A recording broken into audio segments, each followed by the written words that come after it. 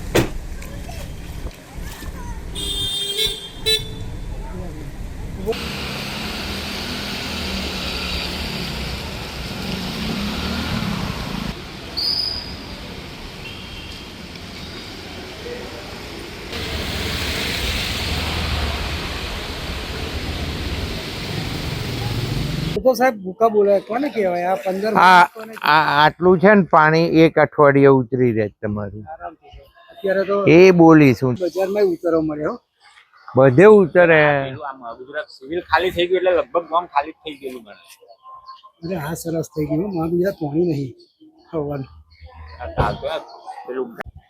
સાહેબ 15 ઇંચથી વધુ વરસાદ પડ્યો નડિયાદ શહેરમાં ઠેર ઠેર પાણી ભરાયા બી ખરા અને ઝડપથી ઉતરી પણ રહ્યા છે અત્યારે શું સ્થિતિ શું કામગીરી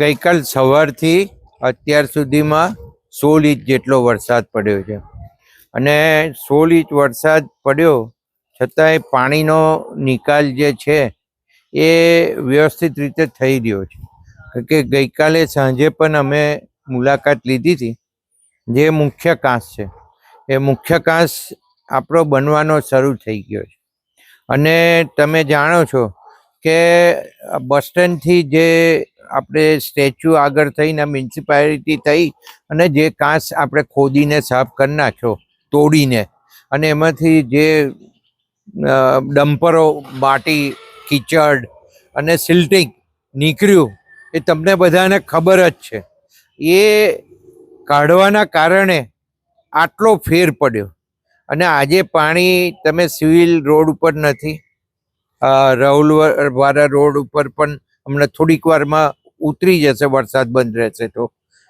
સંતરામ રોડ ઉપર એટલે કે અમારો જે વિઠ્ઠલ કન્યા વિદ્યાલય રોડ અત્યારે આપણે જ્યાં ઊભા છે એ જગ્યાએ પાણી ભરાય છે કારણ કે સૌથી નીચો ભાગ એ છે એટલે કોલેજ રોડનું પાણી કિડની હોસ્પિટલવાળા સિવિલ હોસ્પિટલના રોડનું પાણી દેસેવાગા લખાવાડ અંદરનો આખો વિસ્તાર પોર એ બધું પાણી આઈસ ફેક્ટરી થઈ અને આ રોડ ઉપર આવવાનું અને આ રોડથી એ જે પાણીનો મુખ્ય કાંસ શરૂ થાય જે બાસુંદીથી શરૂ થાય છે ત્યાંથી સંતરામ મંદિરની અંદર થઈ એટલે પાછળ રસ્તો છે એ સંતરામ મંદિરની અંદરનો એની નીચેનો કાંસ છે એ કાંસમાં થઈ અને જે માર્કેટ નીચેની દુકાનો છે શાક માર્કેટ છે એની નીચે કાંસ છે અને થોડીક આગળની દુકાનો છે એની નીચે કાંસ છે આ કાંસમાં થઈ અને આ મેઇન કાંસમાં જાય નવા બસ સ્ટેન્ડથી કાંસ સાફ થઈ ગયો આપણો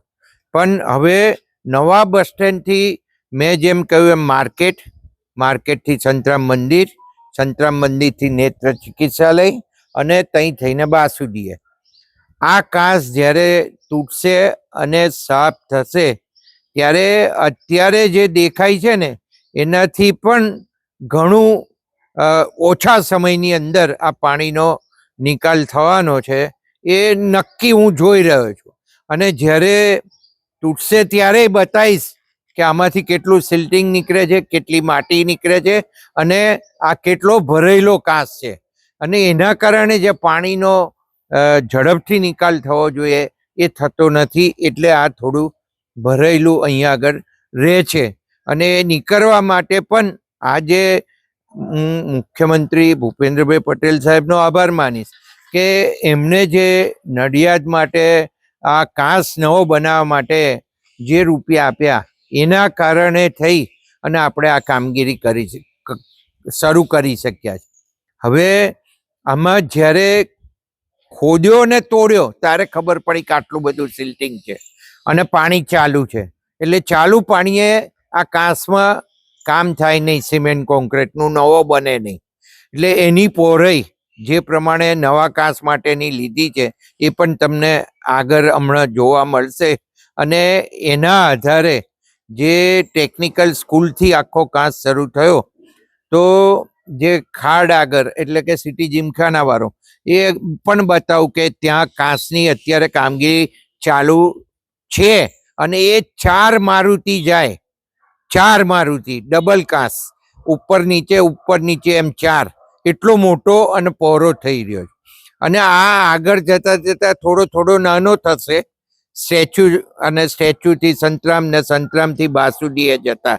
પણ આ જે ડિઝાઇન કરી છે આ લોકોએ એ આવતા 60 થી 70 વર્ષ ચાલે એવી ડિઝાઇન કરી છે. અને એ પ્રમાણે જે પાણીનો અત્યારે આપણે જોઈએ છે કે કુદરતી વાતાવરણ બદલાયું છે. પાણી બી, વરસાદ બી એવો, અને ઓછા કલાકની અંદર એટલો બધો વરસાદ પડી જાય છે કે પાણીનો એક સામટો નિકાલ કરવો પણ અઘરું બને. કારણ કે સ્ટ્રોમ વોટર ડ્રેન જે જૂની નાખેલી છે 2-2.5 ઇંચ વરસાદ 1 કલાકની અંદર પડે તો એ લઈ શકે એવી છે.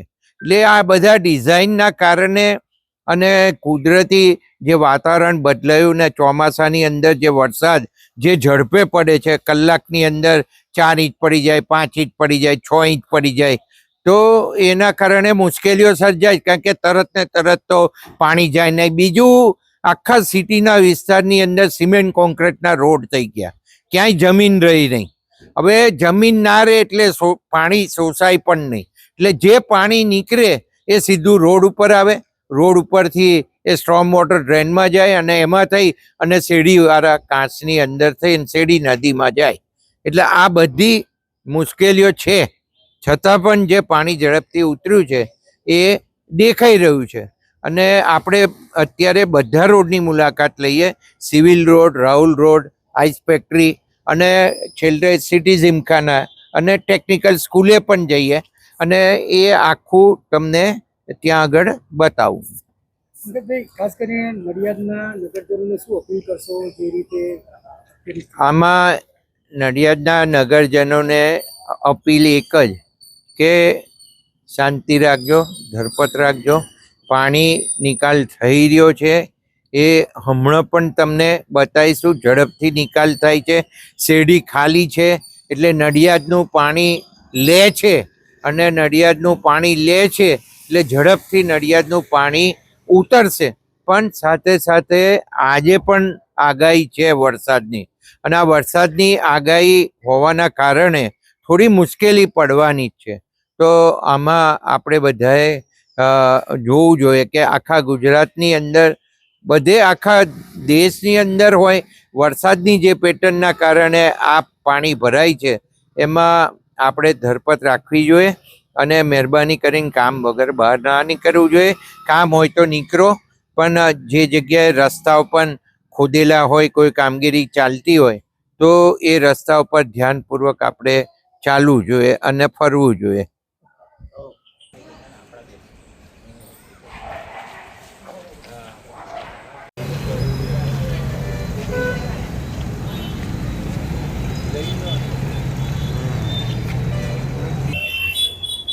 સિવિલ રોડ ઉપર પાણી જે આટલું ઝડપથી ઉતર્યું છે શું કારણ છે, શું કહેશો?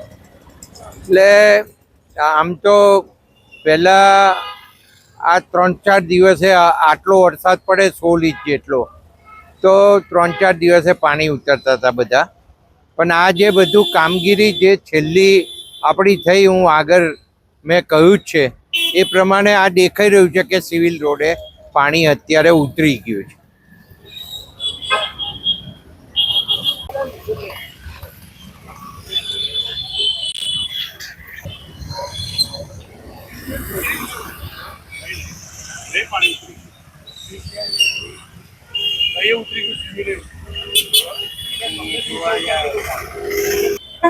સાહેબ, આ નાના કુમનાથ રોડ છે, જોઈ શકાય છે પાણી ઉતરી ગયું છે, શું કહેશો?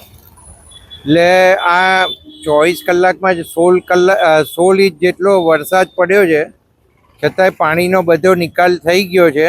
અને આગળ કહ્યું એમ આજે માન્ય મુખ્યમંત્રીશ્રીએ જે આપણને નવી સ્લેબ ટ્રેન બનાવવા પૈસા આપ્યા એનું આ રિઝલ્ટ અહીં આગળ દેખાઈ રહ્યું છે.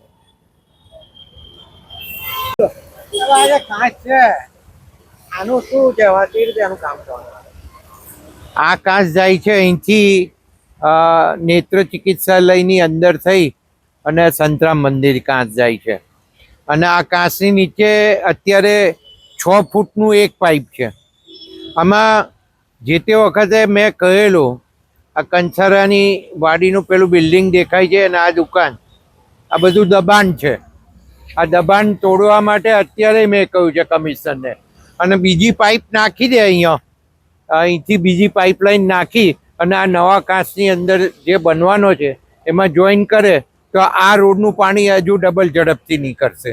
અને બીજું અહીંથી જે જાય છે એ સ્મશાને થઈ અને બાસુદીવાળા કાંસની અંદર જાય છે. અને બાસુદીવાળા કાંસમાં અત્યારે આમ ફરીને જાય છે. આ બીજું એક આ છે જે સીધું જાય છે. એટલે અહીં ડબલ પાઇપ નાખે તો આ જે ઉતરે છે એના વધારે સ્પીડથી આ પાણી આ રોડ ઉપરથી ઉતરી જશે, એવું પણ મેં કમિશનરને કહેલું છે. ને આ જગ્યા એમને પોતે આવીને સુપરવાઇઝ કરી ગયા છે ને જોયેલું છે એન્જિનિયર સાથે. એટલે હવે બધું બોલી જ નાખું જે હોય. દબાણ છે આ બિલ્ડિંગ દબાણ.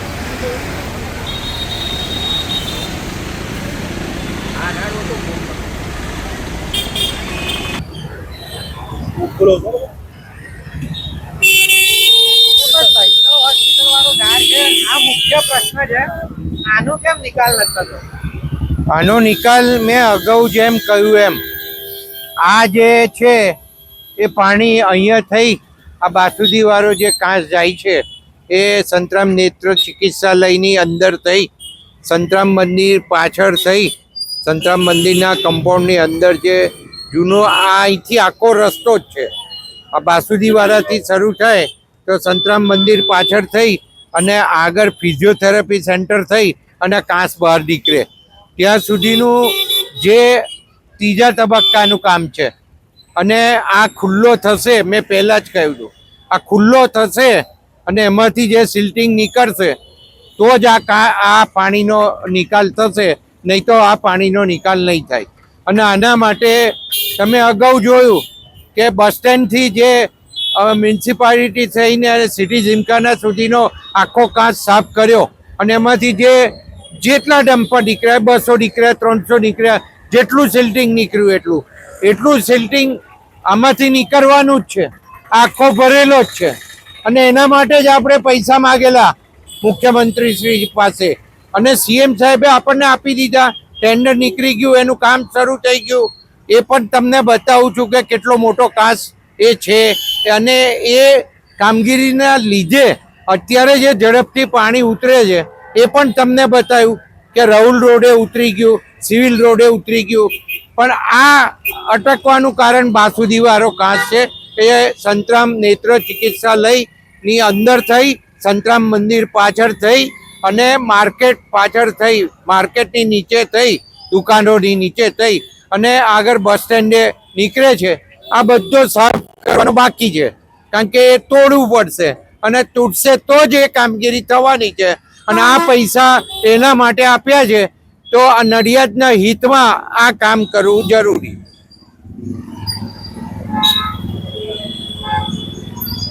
અત્યારે આ પમ્પિંગ કરી અને આ પાણીનો નિકાલ આપણે સીધો ડ્રેનમાં થાય એવું કરી રહ્યા છે, કારણ કે આ પાણી અહીંયા બાજુથી આની જે પાઇપલાઇન છે એમાં નાખીને આ પાણીનો નિકાલ કરી રહ્યા છે.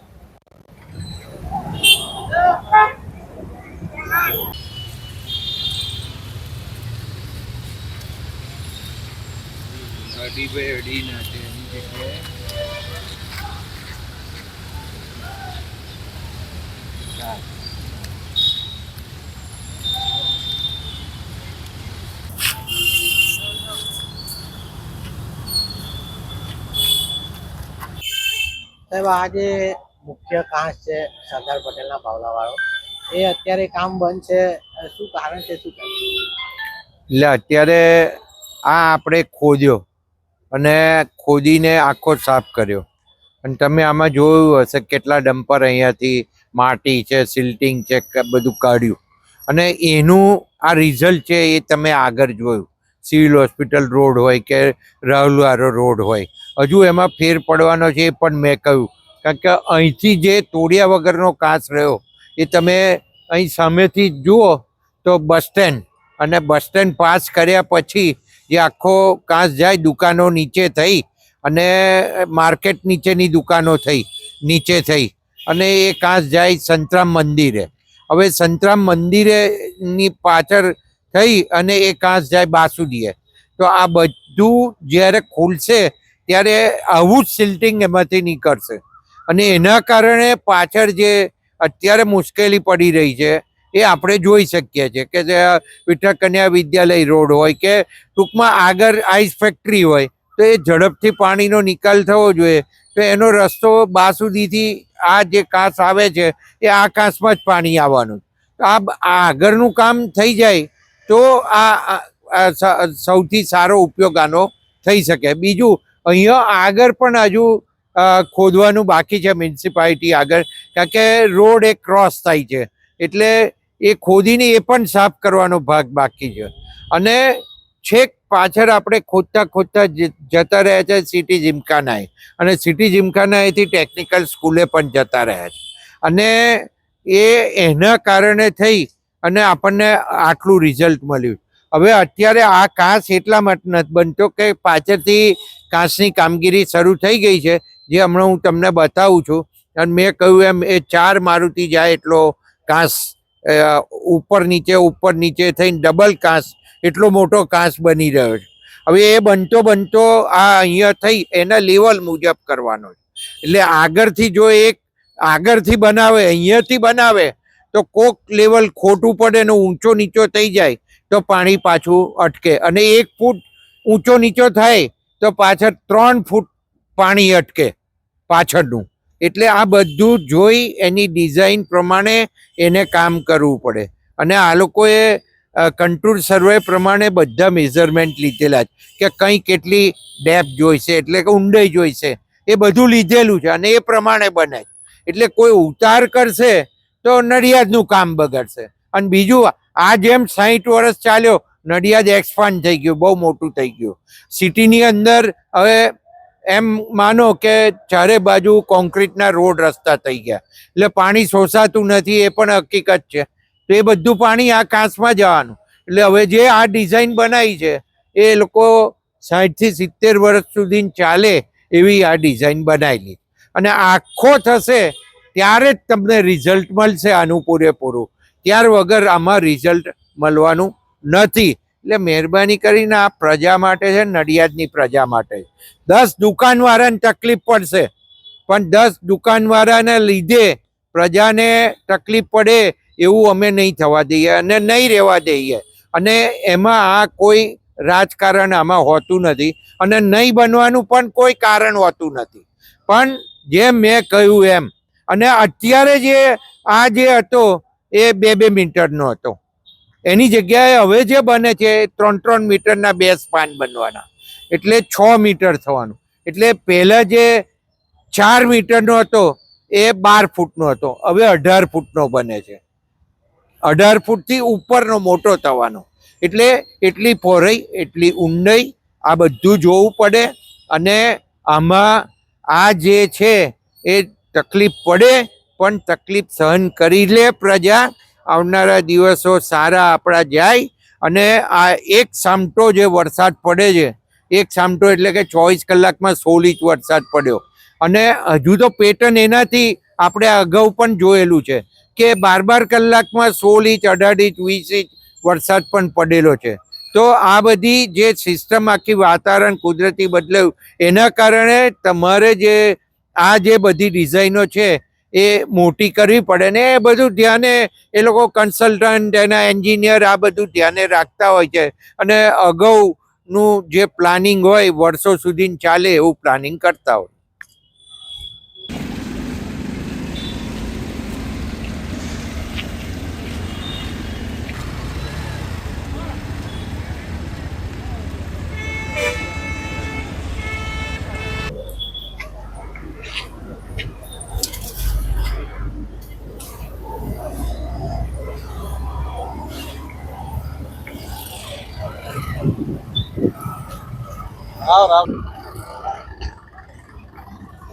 તો મેં કહું પેલા કાચની સાઈઝ જોઈ. આ ને હા, જવાનો જો આ પેલાને રાતે નાખ્યો તો મેં, નવો બની રહેલો કાચ. અને અત્યારનું પાણી આજે કાચ જે મોટો અને ઊંડો બની રહ્યો છે. હું આખો કાચ તમને છેકથી બતાવતો લાયો. આ સિટી જીમખાનાનું ગ્રાઉન્ડ છે. આ ગ્રાઉન્ડમાંથી આ કાચ અત્યારે ટેકનિકલ સ્કૂલે થઈ અને શેરડી નદીમાં જવાનો એ આ કાચ છે. આ ગામનું પાણી બધું એ આ કાચમાં આવે છે. અને અહીં જોઈ શકો છો તમે, ઉતાર્યું હમણાં, તો એ પાણીનો ફ્લો અને વહેણ કેટલું વધેલું દેખાય. એના પરથી ખબર પડે કે આ જે આપણે જે ખોદી અને સાફ કર્યું અને ત્યાર પછી આ જે પાણીનો નિકાલ છે એ અહીં જે વહેણ દેખાય છે ને એના પરથી નક્કી થાય કેટલા પ્રમાણમાં પાણી નીકળી રહ્યું છે અને કેટલું ફાસ્ટ નીકળે છે.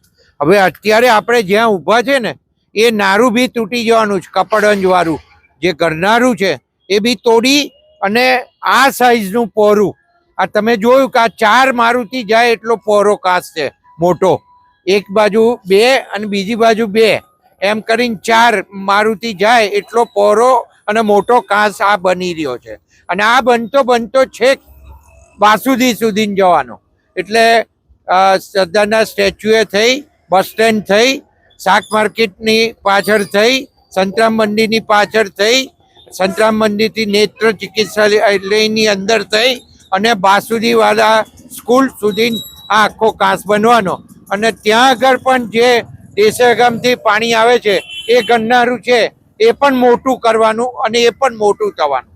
એટલે ત્યાંથી જે બધું પાણી આવે છે એ માનો કે કિડની હોસ્પિટલવાળા રોડનું હોય, સિવિલથી હોય કે આ બાજુ કોલેજ રોડનું પાણી હોય, એ બધું વાસુદીએ ભેગું થાય અને આ કાચમાં આવે છે. અને આખા ઓલ્ડ સિટીનું પાણી આ કાચમાં થઈ અને ટેકનિકલ સ્કૂલે થઈ અને શેરડી નદીએ જાય છે અને એમાં એનો નિકાલ થાય છે.